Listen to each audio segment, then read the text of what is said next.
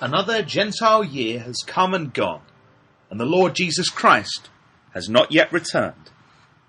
During 2014, it certainly feels like world events that connect to Bible prophecy have intensified, and at the end of the year, geopolitics have been left in a state of unease and tenseness. The signs of the times are slowly coming into focus and give us indications like never before that soon the Lord will be here. This is Matt Davies joining you for the Bible in the News. We know that God's purpose is with the earth. We are told, for example, that all the earth shall be filled with the glory of Yahweh in Numbers 14, verse 21. The Lord Jesus Christ taught his followers to pray to God in the Lord's Prayer for, quote, "Thy kingdom to come, thy will to be done in earth as it is in heaven," end quote, Matthew 6, verse 10. Having a part in that coming kingdom is the very essence of the truth, of the hope contained in the Bible. The gospel message shows how that men and women can have their sins forgiven and become acceptable to God through the work of Christ. The Bible teaches us that Jesus will soon return to sit on the throne of his father David in Jerusalem. And we read of how when he does return, he will conduct a resurrection of those who are responsible and accountable, and a judgment will be conducted. The mechanism for acceptance is based on a firm belief in the gospel, and then the demonstration of this belief in baptism and a life of humble service. Those who are acceptable will live and reign with him for 1,000 years in his kingdom, when the earth will be filled with peace and righteousness, after which all will be given up to the glory of God. The Bible gives us a clear vision of what the world will look like just before the Lord Jesus Christ returns.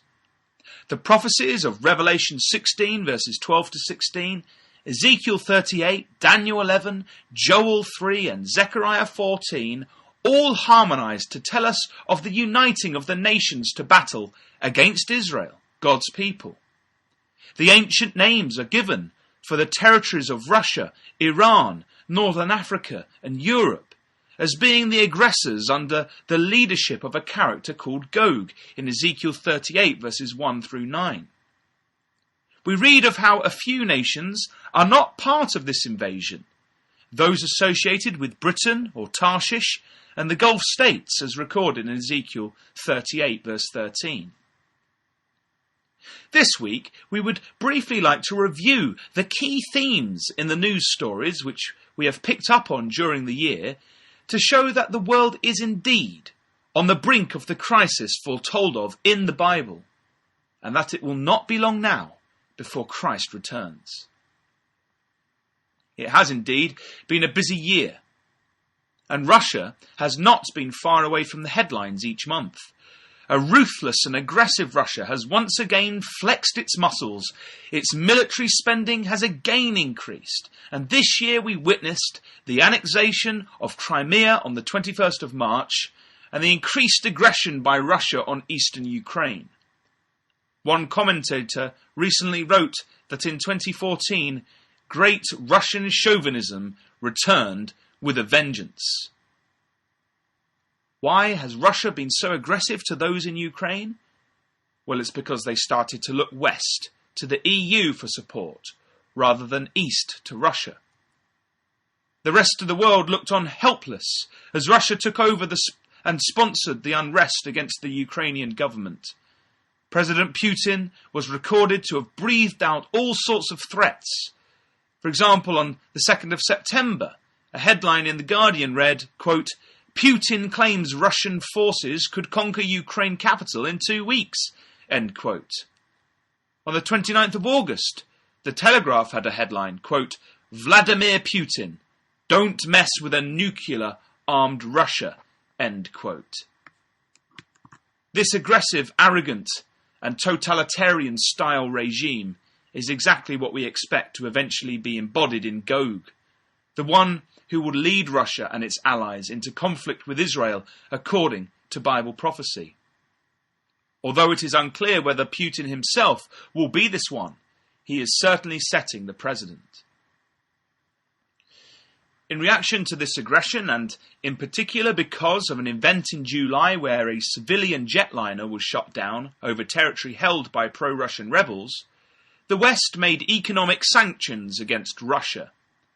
These, along with a slack in the demand for oil, have caused the Russian economy to crash in the latter quarter of the year. Putin, although still a popular leader in Russia, will have to take drastic steps if he is to remain unchallenged. As if nothing is done, commentators are warning that real damages will be done to the average person's living standards in Russia. One way of increasing the value of Russian oil is to begin a war. Some astounding headlines were published last week suggesting Russia is considering just that, starting a war with none other than the Israelis. Under a headline of, quote, official, Russia plotting to start war on Israel, end quote, American news network WND on the 20th of December reported, quote, Russia is preparing a contingency plan to prompt Hezbollah and possibly the regime of Syrian President Bashar al-Assad into a direct military conflict with Israel, according to a French official who has been appraised of the situation, end quote. Another headline on the same story was published by the International Business Times. Quote, Russia plans war on Israel, Moscow to push Hezbollah, Assad regime into direct confrontation. These are staggering headlines which show that there is no love between Russia and Israel and that conflict could be on the horizon. Therefore, as we enter 2015, we are poised on the brink of a Russian crisis which could bring about war in 2015. How this may develop, we are unsure, but it is possible that the sparks of conflict could soon ignite the great battle of Armageddon, which will soon engulf the Middle East before Christ returns to save God's people of Israel. Also this year, the Syrian war got worse. According to the BBC, there are now approximately 3.2 million refugees from the conflict. And the vacuum created by the war and the failure of Iraq to produce a government which represented all aspects of its society allowed for the rise of ISIS this year. The Islamic State are extreme Sunni Muslims seeking to establish a caliphate where Shia law is used to govern the territories it rules. The group are ruthless and bloodthirsty, and the news was full of the horror of beheadings and terrorist messages that ISIS conducted. Now, ISIS are of interest to us because they now hold the current territory of ancient Assyria. In Micah chapter 5, there is a prophecy about our times, the time when Israel returns to their land. During this time, we read in Micah 5 of an invading force, the same force, it seems, as that of Gog in Ezekiel chapter 38.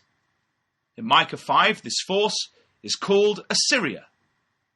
Gog, then, it seems, must conquer the area currently controlled by ISIS.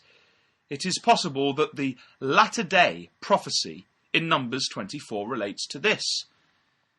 In Numbers 24, verses 23 to 24, we read of an invading force which comes with ships to afflict Israel, or Eber as it's known of in the prophecy. We are also told the force, quote, shall afflict Ashur, end quote, or Assyria. Piecing these prophecies together, then, it seems that there's possibly a hint in the Bible of the Gogian Confederacy coming down to attack ISIS and to take over its territory so that Gog becomes the latter-day Assyrian. To see the rise of an aggressive power in the area of ancient Assyria, then, is of great interest to us as we watch the signs of the times. This year, we have seen headlines about the aggression that ISIS has towards Russia. For example, on the 3rd of September, the International Business Times had a headline, quote, ISIS tells Vladimir Putin, we are coming to Russia to free Chechnya, end quote. The Independent had a headline of a similar nature on the 10th of October. Quote, Chechnyan ISIS fighters under Omar al-Shashini threaten to take fight to Putin, end quote. If Russia did decide to swarm down to take out ISIS, the West would support such a move, and possibly even lend a hand, providing or producing the union of the nations we might expect from Ezekiel chapter 38. However things might pan out, one thing is sure, and that is how volatile the Middle East is at this time as we end 2014. With so much happening in just a year in the region, we wonder what the situation might look like at the end of 2015. We now turn our attention to Europe. Europe is still reeling from the international economic crash, and this has triggered more calls for not only a more robust monetary union, but also for a political union to underpin it. This uniting of the nations of Europe is, of course, what Bible students expect. The western side of the Roman Empire is described in both Daniel and Revelation as a beast. In Revelation 17, we read of how this beast revives in the time just before Christ returns, and that the kings of the earth, quote, shall give their power and strength unto the beast, end quote, Revelation 17, verse 13. And it is this that we see occurring in Europe today. On the beast of Revelation 17 is a harlot woman, a symbol of a religious community who have not been faithful to God's true ways. To sit on something in symbol is to control and direct it. It is therefore of note that this year, on the 25th of November, the leader of the religious community of the Catholic Church, Pope Francis, addressed the European Union. His humanistic message of unity was there for all to see as he sought to guide the beast through the leaders that he addressed. In Ezekiel 38, though, we note that the Tarshish powers of Britain are not allied with the Russian, Eastern, African and European invaders. This indicates that Britain will not be part of any European Union which involves armies. They are independent and are to be found in the time leading up to Christ's return, trading in the area of the Gulf, because the prophet records that they are there with Sheba and Dedan, ancient names of the area of the Gulf. It is very interesting, therefore, to note that this year has again seen Britain taking steps to back out of Europe. The rise of the United Kingdom Independence Party, or UKIP, and its charismatic leader, Nigel Farage, has been unprecedented. This year the party has taken Westminster seats and now has 2 members of Parliament. It has one key policy, to leave the European Union, and this has been gaining support across Britain. The popularity of this has put pressure on the main political parties, with the Conservatives promising a referendum in 2015.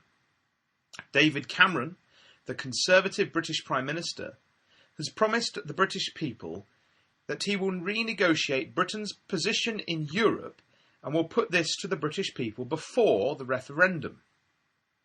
By all accounts, any negotiations seem to have failed thus far, causing some distress. We've witnessed headlines such as, quote, Britain will not remain in Europe, come what may, David Cameron says, end quote. Also, quote, David Cameron, I'm ready to lead Britain out of Europe if migrant reforms fail, end quote, both from the Telegraph in November this year. With an exit now a real possibility, Britain is now looking elsewhere to trade its wares. Significantly, it is focused on ramping up trade with the Gulf states. In March, we had reports from the government that, quote, Trade Minister brings UK business delegation to the Gulf, end quote. Later in the year, we had, quote, UK trade envoy to Saudi Arabia, Kingdom's economy has huge potential outside oil sector, end quote. Then in early December, the news came that, quote, Britain returns east of Suez with permanent Royal Navy base in the Gulf, end quote, reported by the Telegraph on the 6th of December. It is easy to see then how this year the formation of the nations in accordance with Bible prophecy is indeed well on track. We finally now turn our attention on events in Israel this past year. The big story here was the breakdown in peace talks and the war with Gaza, which was sparked by the murder of 3 Israeli teenagers and the increased launches of rockets from the Gaza Strip. On July the 8th, Israel launched Operation Protective Edge, a ground invasion of the Gaza Strip in which the IDF destroyed a sophisticated network of military tunnels which was going to be used by the terrorist organisation Hamas to invade Israel. As usual, the Western media reported in a biased way against Israel, emphasising the Palestinian casualties and destruction and painting Israel as the great aggressor in the conflict, despite the rockets which had been raining down on Israel's civilian population. Although the tensions are obviously still present, the conflict has now died down. However, the presence of a hostile force on the coast of Israel is to be expected by the Bible student. In Joel 3, as part of a prophecy of a great invasion of Israel, additional supporting nations are given a special condemnation. In verse 4, quote, "Yea, and what have ye to do with me, O Tyre and Zidon, and all the coasts of Palestine?" End quote. Tyre and Zidon are in the north of Israel, in modern-day Lebanon, where Hezbollah currently operates. The coasts of Palestine clearly relate to the Gaza Strip and the area that Hamas controls. The fact that God has brought back Israel to their land and that there are hostile nations left in these areas shows the power and foresight of the Almighty. We are told in Ezekiel 38 why the invasion takes place. In verse 12 we read that Gog comes against the people and to take a spoil. Therefore we would expect to see international hatred of the Jews in Israel and also for Israel to become wealthy. And these two things have indeed been in the news this year. In terms of wealth, Israel has increased across the board, with reports of its economy growing faster than many developed nations this year. In January, the Pipeline and Gas Journal reported, quote, "Israel on the cusp of an energy revolution. There are reports that Israel now possesses the second largest deposits of oil shale in the world outside of the United States," end quote. Significantly, Israel is now exporting gas, which is expected to bring in an influx of economic growth. One amazing report was that, again, a huge gas find has been found this year. Haaretz had this headline on the 14th of December, quote, "Major new gas find off Israel's Mediterranean coast," end quote. The new field has been called Roy, and it is thought to be the largest of the recent finds off the coast of Israel. Indeed, the wealth of Israel is set to increase, as we would expect from prophecy. In terms of the hatred of Israel, this has indeed increased. The war in Gaza exposed a huge hatred of Israel in the West, with boycotts of Israeli produce and a huge rise in anti-Semitic attacks.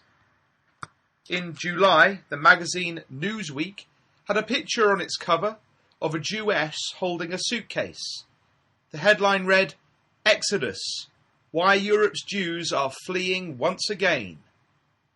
The article within reported on an event in Paris, quote, "The mob howled for vengeance. The missiles raining down on the synagogue walls as the worshippers huddled inside. It was a scene from Europe in the 1930s, except this was Eastern Paris on the evening of July 13th, 2014. Thousands had gathered to demonstrate against the Israeli bombardment of Gaza, but the protests soon turned violent, and against Jews in general. One of those trapped told Israeli television that the streets outside were like an intifada, the Palestinian uprising against Israeli occupation." End quote. This is typical of increased hatred faced by Jews in Europe this year. Inside Israel, increased attacks by Palestinians upon Israelis were looked on with indifference by the Western media. In November, when 2 Palestinians broke into a synagogue with axes and hacked to death 4 Jews at prayer, one headline from CBC News read, quote, "Jerusalem police fatally shoot 2 after apparent synagogue attack," end quote. The reporting is obviously anti-Israel, with the focus again painting Jews as the aggressor. And the controversy of the building of Israeli settlements on the West Bank has continued to cause international outrage. In September, The Guardian has a headline, quote, "Huge new Israeli settlement in the West Bank condemned by US and the UK." Also in September, The Telegraph reported, quote, 5 EU nations complained to Israel over land grab, end quote. So we see the scene is being set for the great conflict revealed by the prophets to take place. And there ends our review. The world is indeed on the edge of crisis. The signs that Christ is at the door have intensified. What will next year hold? Will it be more of the same, or will it be the year so longed for of the return of Christ from heaven? The important thing must surely be our reaction to these things in the midst of an apathetic and ignorant society. The exhortation of the Lord Jesus is most relevant for us to be reminded of. "Behold, I come as a thief. Blessed is he that watcheth and keepeth